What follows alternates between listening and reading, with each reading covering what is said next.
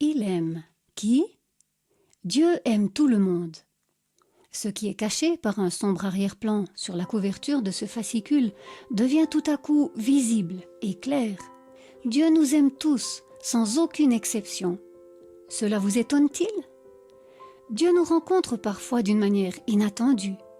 Il disperse les ténèbres et beaucoup de choses sont dévoilées à sa lumière.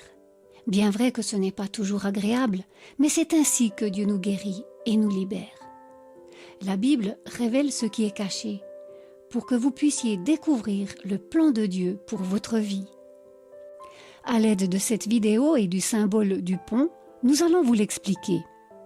Le premier livre de la Bible, la Genèse, nous décrit la création de l'homme. Dieu créa l'homme à son image.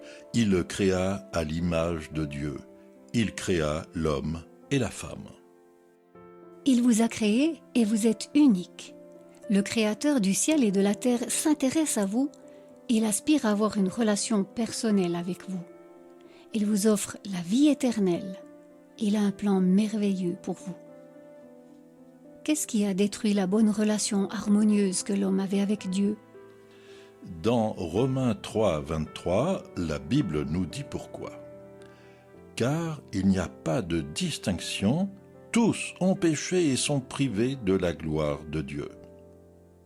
La relation harmonieuse qui régnait entre Dieu et les hommes a pris fin quand nos ancêtres ont péché.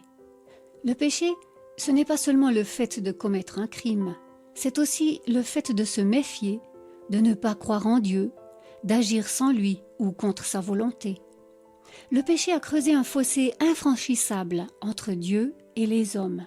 Par quel moyen l'homme essaie-t-il de franchir cet abîme? En pratiquant de bonnes œuvres? Une religion? Dans la Bible, à la lettre aux Éphésiens, nous lisons « Ce salut ne vient pas de vous, il est un don de Dieu. Il n'est pas le résultat de vos efforts, et ainsi personne ne peut se vanter. » Nos bonnes œuvres ne peuvent pas plaire à Dieu. Nos expériences spirituelles ou nos traditions religieuses ne peuvent pas nous aider à franchir l'abîme qui nous sépare de Dieu. Il nous faut être réconciliés avec Dieu. Nous n'y arrivons pas par nous-mêmes. Pourquoi tous nos efforts sont-ils vains? Dans la Bible, dans Romains 6, 23, Dieu nous dit que le salaire du péché, c'est la mort. La mort spirituelle signifie que la communion entre Dieu et l'homme est totalement anéantie. Elle est morte. Dieu est saint et juste. Il ne peut laisser le péché impuni.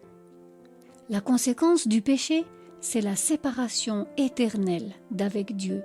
Autrement dit, c'est être exclu à jamais de toute communion avec Dieu.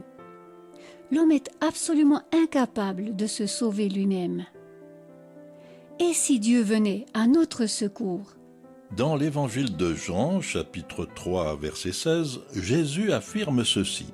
« Car Dieu a tant aimé le monde qu'il a donné son Fils unique, afin que quiconque croit en lui ne périsse pas, mais qu'il ait la vie éternelle. » Dieu ne nous abandonne pas à nous-mêmes. Il a un plan merveilleux pour nous et veut nous sauver. Il nous a envoyé son propre Fils. Jésus-Christ n'a commis aucun péché pendant sa vie terrestre. Il est mort sur la croix à notre place. C'est de cette manière-là qu'il nous réconcilie avec Dieu. Jésus est ressuscité des morts. Il est remonté au ciel. Il reviendra chercher les siens et régnera éternellement. Il vous offre la vie éternelle. Qu'allez-vous lui répondre?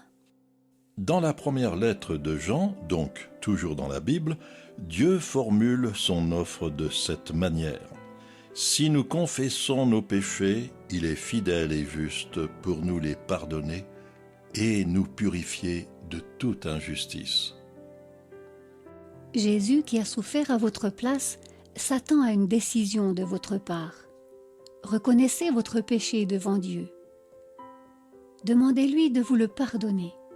Invitez Jésus à prendre les rênes de votre vie. Confiez-vous en lui de tout votre cœur. Il viendra habiter en vous par son Saint-Esprit. C'est son esprit qui vous donnera la force de marcher selon la volonté de Dieu.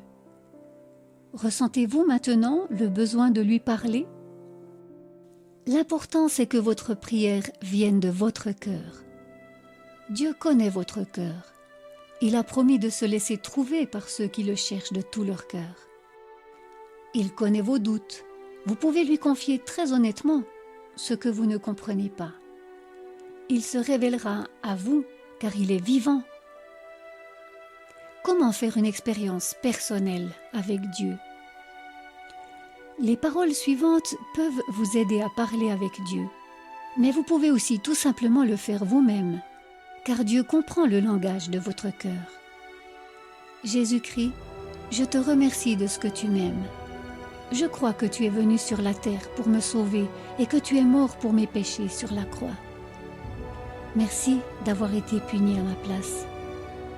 Je confesse avoir vécu sans toi jusqu'à maintenant et je m'en repens sincèrement. Pardonne tous mes péchés et guéris toutes mes blessures. Prends toute ma vie en main, je te la confie. Sois désormais mon Seigneur et mon conseiller. Remplis-moi de ton esprit et que ma confiance en toi grandisse et s'approfondisse. Amen. Jésus-Christ dit, je suis le chemin, la vérité et la vie. Personne ne vient au Père que par moi.